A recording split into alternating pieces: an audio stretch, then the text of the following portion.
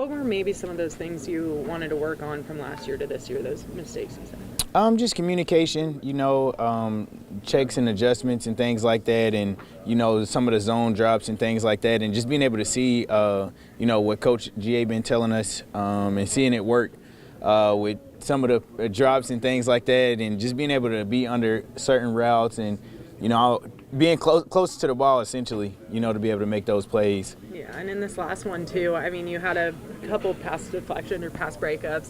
When that happens for you, does that just give you an extra juice and extra confidence? Like, okay, I can be here, I can play this game. Yeah, for sure. And sometimes, like, I go back and look at old videos and stuff like that, and, especially, like, if I'm feeling away or anything like that, I'm like you did this stuff last year and years before that, so just always keeping that confidence high and making those plays and being able to celebrate with my teammates. A lot of veterans too in this DB room now. Just how have they kind of been leaders for you guys and maybe helped you grow throughout this camp and preseason? Just asking those guys questions. Obviously they've been playing for a long time, and it's probably stuff that they see that you don't see and things like that. Like I ask, because for me, like get my eyes right in man coverage and things like that. So I like to talk to Slay and Five about, where do y'all have your eyes? What do y'all see? Like, what do y'all study when y'all, going against certain receivers down the field, running routes and things like that. So, you can kind of get a break on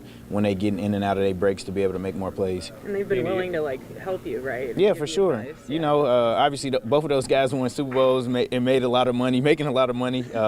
So, yeah, they don't really I'm not really a big threat to those guys. Benny, you had to battle to make the roster last year. How is this battle different for you for this preseason compared to last? It's different. Obviously, I'm going in knowing more than I knew last year. I kind of have the trust of the coaches as far as knowing the plays, being in the right position and things like that.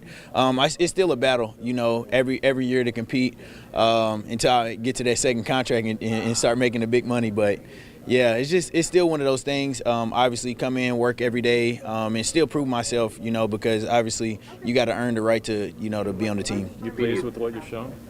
Yeah, for sure. Obviously I got to be a little bit more aggressive in the screen game and things like that, but getting guys down on the ground is something that I'm good at. Beanie, is it tough at all to kind of keep that hunger after all the production that you had last year as a rookie? Nah, I can't. I can never be satisfied. I always remember that I wasn't drafted. So it's just one of those things. I was always overlooked, so I never forget that. What do you got to do in this last preseason game just to cement your spot here? Just do what I've been doing. Obviously correcting mistakes, going out there making plays and playing fast. I think just living up to our culture. That's kind of what we want to do here. Coach T says it pretty much every team meeting. Nobody should run the ball on us, especially with our D-line, our linebacking group. In the NFL, the ball gets out on the corners a lot, and we have corners that are willing to come up and make plays. So if everybody's gap sound, assignment sound, then no one in the NFL should be able to run the ball on us. How have you seen Cole progress? You've had 2 games with him coming back from that injury. Yeah, he does amazing. Super smart player. Helps me to this day. Obviously, he's quite a bit older than I am, more experience and stuff. But he's doing really well. Just to see him come back from that injury, it's been awesome to see him fight and continue to go out there and each every day. Peyton, you've talked about your confidence level.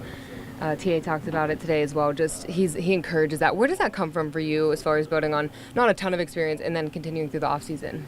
I think it's just reps. Every single rep that you get. Obviously, last year got plenty of reps, so just building off of that going into the end of the season last year, I felt like I was really confident. And then, coming into OTAs and camp, just the role that they placed on me, I really enjoyed that, and I was super confident in that. It kind of just helps you go from being the young guy that doesn't want to make a mistake to the guy that's out there trying to make the big play. Have you always been that type of person as far as, in your college career, high school career, that confidence level, or is that something that takes time to get up to now? I think any level that you're at, if you're in middle school going to high school as a 9th grader, it takes a little bit of time to build it. When you're a senior in high school going to freshman in college, it takes a little bit of time, and same with college and NFL. But I think once you have it, it doesn't really leave. Just understanding that you're able to play at a high level, be one of the best to do it up here, it just helps, and you're able to play a little more freely. Peyton, what do you hope to see out of this defense in this final preseason game? Now that, I'm not sure who's playing and who's not, but now that we're going into the third and final preseason game. I mean, it's almost like a test run for week one, you know. Communication has to be great. Everybody has to know their assignments. And, you know, coming out of this game, everybody wants to have a good confidence that we're in the right place. And obviously each week you have stuff to work on, but just, you know, heading in the right direction. And, you know, when we get to week 18, that we're still continuing to build and that we're not going to fall off. Through these first 2 preseason games, just how do you think the rookies have adapted? You mentioned that learning curve from, you know, college to NFL. How do you think they've adapted to this play style and how quick it is? Great. I mean, we have some really talented rookies, especially on, you know, the defensive side. Obviously, that's all I'm on. Jack, Derek, I mean, they do an amazing job. Obviously, there's certain things that up here you can't do that you can do in college. There's certain things up here that you can do that you can't do in college, and just, you know, continuing to instill our ball search culture and stuff into Jack and those guys like that, and just, you know, like I said, just continuing to help them build their confidence, because we have some really talented rookies that can help us a lot this year. Out there a whole lot, but what have you seen from this group and what excites you about this offense? Everything. I think just the guys playing together and building all of camp, and just the connection, obviously, with Aaron and all his receivers, even just him spinning the ball to the backfield guys.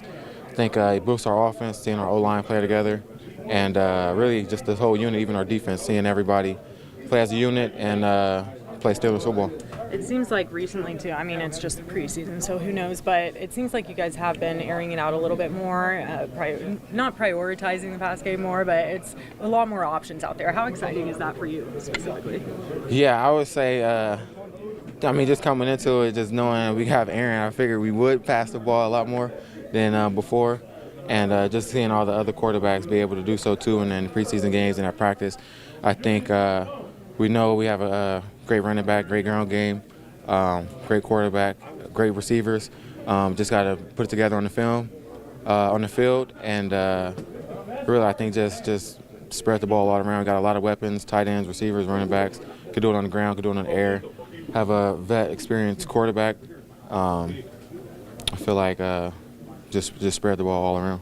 Yeah, do you see a lot of opportunity here because of that? Yeah, I would say for sure. I mean, you have Aaron Rodgers, who spreads the ball around, quarterback who can make every single throw on the field, and then you have all the weapons on the outside, inside. It's really just making the defense cover every blade of grass, and that creates space. And I think with my talents, be able to find soft zones, beat man coverage. I think with the quarterback, we have a lot of space to run. All right, Connor, just one more preseason game before it starts to count. How are you feeling after these first 2, and what are you hoping to see out of yourself in this last one? For myself, just go out there, play hard, and then for the team, you know, make sure we're all on the same page and we're just growing as an offense. But looking forward to, you know, finishing strong, honestly. Aaron Rodgers kind of shouted you out, like, I think it was a week ago, saying that your football IQ is really high and that it's just exciting to see you out there. What does that do for your confidence, hearing a guy like that say such positive thjust about you? Yeah, anytime the quarterback speaks about myself or anybody, you know, it means a lot. And, you know, also coming from him, it means, you know, even much more. But I just got to, you know, keep my head down and keep working. And, you know, that's everybody's mentality on the offense side of the ball. Obviously, you're real. I was going to say, a couple of years ago, you were like on the bubble, you know, making the team. Now, do you have any advice to guys that might be seeing that? I need something in this game to be able to push myself over the edge. What would you say to those guys? Yeah, obviously, it's how you practice, you know, which leads to the game. So ultimately, I would just say attack practice, and then that will carry over to the game. And, you know, not think too much about that because, you know, that can alter your play. So just go out there, stay focused, and, you know, keep the main thing because, you know, if you're worried about that, then you can't go out there and execute and make the plays that you need to. This tight end room is pretty interesting, too. I mean, you, Pat, Darnell, and Jonnu, you guys each seem like you bring something different to the table. How do you see yourself fitting in this room? However the coaches want me to. You know, obviously special teams, but whenever I'm in there on offense, got to make the most of my opportunities so that there are, you know, future opportunities. So just being on the same page with the quarterback, the O-line, run game, pass game, and, you know, just always looking for room to get better. June, you said took down weight because you gained it back during the camp. Did you gain it back during camp, or you? I gained a few pounds back, not too much. I ain't went too crazy, but we're trending on the upper side. So. Arthur Smith was speaking today about your guys' run game and how, you know, those first 2 drives on Saturday stalled out a bit, and then you were able to piece it together in that third one. What did you see from those first 2 drives, and what do you think finally ended up working? It was just a sluggish start for all of us. we got to keep the QB clean. The QB can't throw interceptions. So that's on all of us at the end of the day.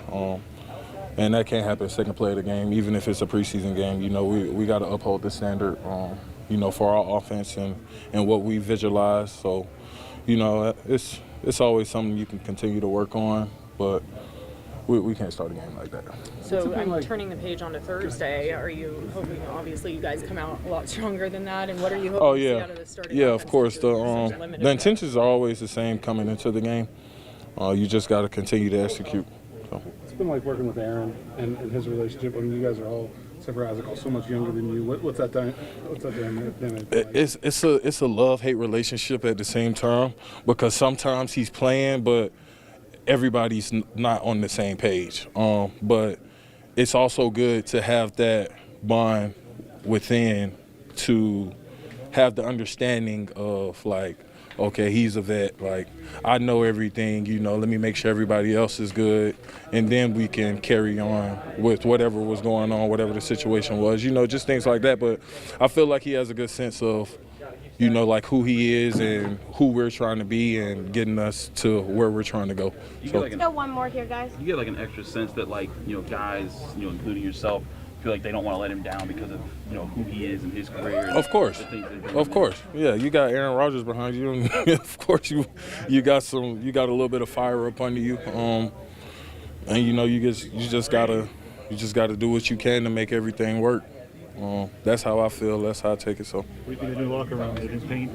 I like the new paint job, man. We got a new paint job going on. I think I'm gonna go black around the house. So we'll see.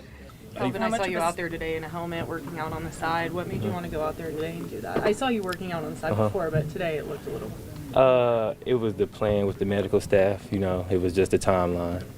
And how are you feeling? I'm feeling good. Yep. Do you feel like today was a big step, medium step? I mean, where do you feel like you are in your progress back? Steelers Nation, it's time to talk about the elephant in the room, injuries. This week's preseason clash with the Buccaneers wasn't just about wins and losses, it was about bodies, about resilience, and about how fast depth becomes your only hope when the injury bug bites. Let's start with the name on everyone's mind, Nick Herbig. The young edge rusher went down with what the team is calling a hamstring injury. It happened during a key defensive series, and just like that, boom, Herbig was out. This is a guy who was pushing for major reps behind Alex Highsmith, who's still working his way back to full strength. And now Herbig, one of the most promising defensive weapons of the offseason, might miss valuable time. Head coach Mike Tomlin said post-game that he's doing okay, which is encouraging, but let's be real, hamstrings are tricky. They linger. They rob explosiveness. And for a player who thrives on bend and burst off the edge, this is more than a bruise, it's a concern. Then came the unexpected loss on special teams. Christian Kuntz, our long snapper, was forced to exit with a chest injury. You don't often hear his name on game day. That's a good thing. Long snappers are only noticed when something goes wrong. But Kuntz has been a quiet rock for years. His absence shook things up immediately, yet here's where things get interesting. Defensive lineman Logan Lee stepped in and handled snapping duties like a seasoned vet. No botched snaps, no panic. Just clutch precision. That's the kind of emergency response that wins locker rooms and earns respect. But still, if Kuntz's injury keeps him sidelined longer than expected, the Steelers will have a decision to make. Go with Lee Gen? Sign a vet? These are the little things that make or break close games in the regular season. And it doesn't stop there. Offensive lineman Gareth Warren exited the game with what's believed to be a concussion. He's now in protocol, and we all know the drill. No timeline, no shortcuts, full medical clearance needed. But this is a huge deal. Warren's been quietly climbing up the depth chart during camp, showing versatility and grit in both guard and center spots. He's one of those linemen who might not start week 1, but by week 5, when injuries pile up, could be the guy keeping your quarterback upright. A concussion now derails that trajectory, and you've got to hope this doesn't become a long-term thing. What does this all mean for the Steelers moving forward?